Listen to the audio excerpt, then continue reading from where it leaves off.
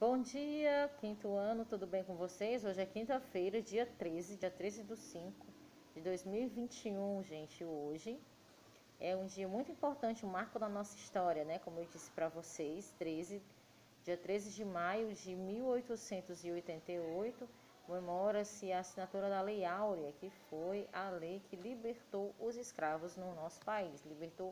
Tirou os escravos do regime de trabalhos forçados, né? Os negros que têm uma grande participação na nossa história, na nossa cultura, na nossa descendência, não é?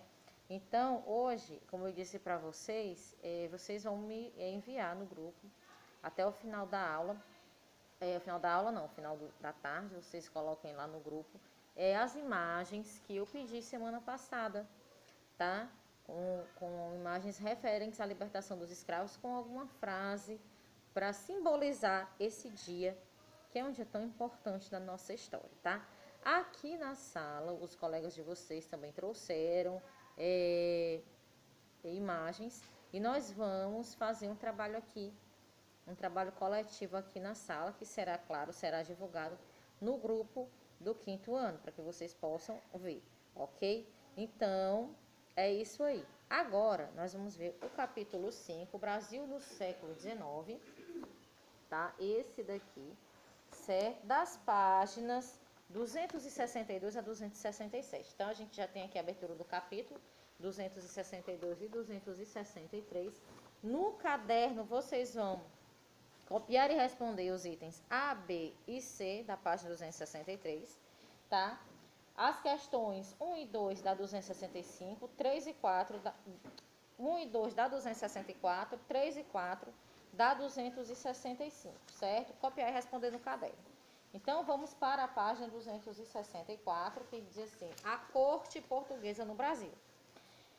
Então, vocês aqui na primeira questão diz assim: descreva a imagem acima, o que vocês estão vendo. Aí você sabe por que Dom João, o governante português, veio para o Brasil? Então, no século XIX, a história do Brasil foi influenciada diretamente pelos fatos que ocorriam na Europa. França e Inglaterra estavam em guerra e Portugal era aliado dos ingleses, corria risco de ser invadido pelos franceses. Por isso, o governante português Dom João resolveu se transferir a sede do governo de Portugal para o Brasil. Assim, em 1808, Dom João se mudou para o Rio de Janeiro acompanhado de sua corte, que era formada por milhares de pessoas.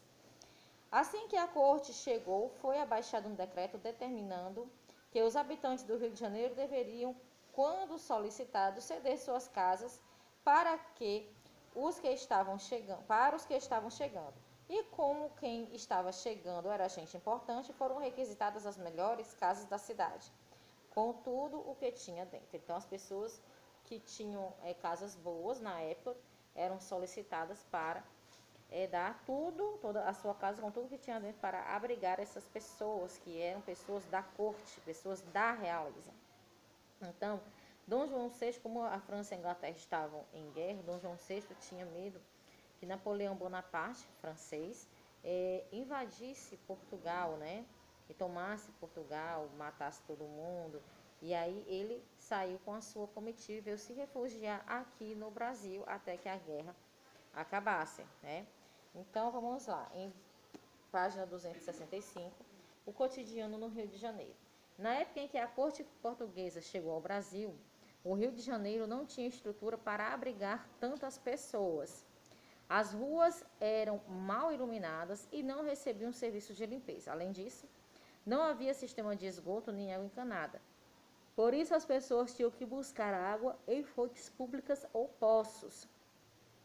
O dia a dia nas ruas da capital era marcada por intensas atividades comerciais, celebrações religiosas e pelo trabalho dos escravizados, ou seja, o trabalho escravo já existia, né?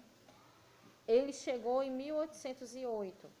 De 1808 a 1888, que foi o que aconteceu no dia da libertação dos escravos, o ano da libertação dos escravos, ainda teve uma passagem de tempo de 80 anos de escravidão, bem certinho, viu, gente? Que já acontecia, né? Mais de 300 anos.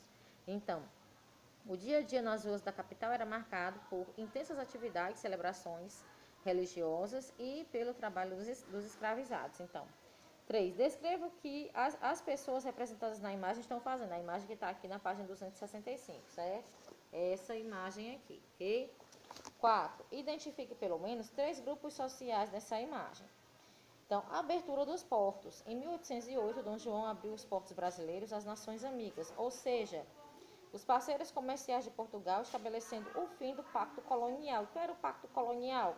Era a prática em que cada colônia só podia comercializar com a sua metrópole. Certo? 266. O trabalho escravo nas cidades. Grande parte da população que vivia nas cidades brasileiras no século XIX era composta de escravizados.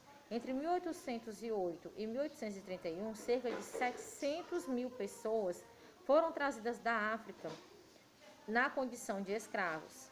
Aqueles que trabalhavam nas ruas vendendo produtos ou carregando mercadorias eram chamados de escravos de ganho. Havia também os escravos que trabalhavam nas residências dos senhores, conhecidos como escravos domésticos. Serviços eram variados, como fazer a limpeza e preparar os alimentos e cuidar das crianças. A gente tem aqui a imagem dos escravos de ganho, esses daqui que trabalhavam no comércio, vendendo os produtos dos seus senhores. E aqui os escravos domésticos, né?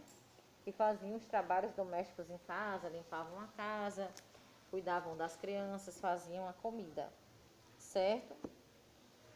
Página 267, a gente tem as atividades que fala o seguinte: leia os textos e escreva um título adequado para cada um deles. Então, texto A, né? Nas casas e nos sobrados eram escravos quem tudo faziam: cozinhavam, lavavam, engomavam, costuravam, varriam os assoalhos de tábua ou o chão de terra batida, limpavam a prataria. Então, aqui fala dos escravos domésticos, certo? Um título: escravos domésticos. B. Ainda bem cedinho, mal o dia despontavam, eles iam às fontes e chafarizes buscar água e por vezes lavar as roupas de seus senhores, retornando para casa carregando jarros e trouxas na cabeça. Então, o dia a dia de um escravo urbano, certo? Na letra B, o dia a dia de um escravo urbano. 2. Analise a imagem e responda as questões, né? Essa imagem aqui que está ao lado, essa daqui, certo? Diz o seguinte: qual dos textos da questão anterior trata do assunto mostrado nessa imagem? No caso aqui é o texto B, né? Que era um escravo urbano, ó, justamente jarros de água na cabeça, né?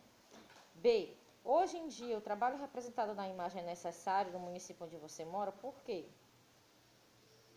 Aí é uma resposta pessoal, certo?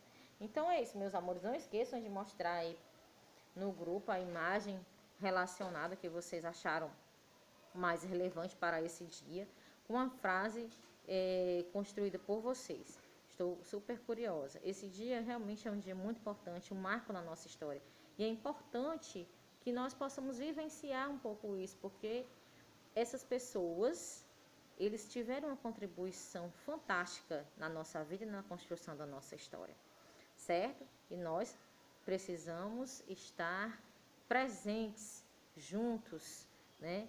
Construindo, dando continuidade à história, dando continuidade à cultura desses povos, que é tão rica na nossa vida, né? Então é isso. Amanhã a gente tem aula de português e artes, tá certo? Um beijão, até amanhã, se Deus quiser.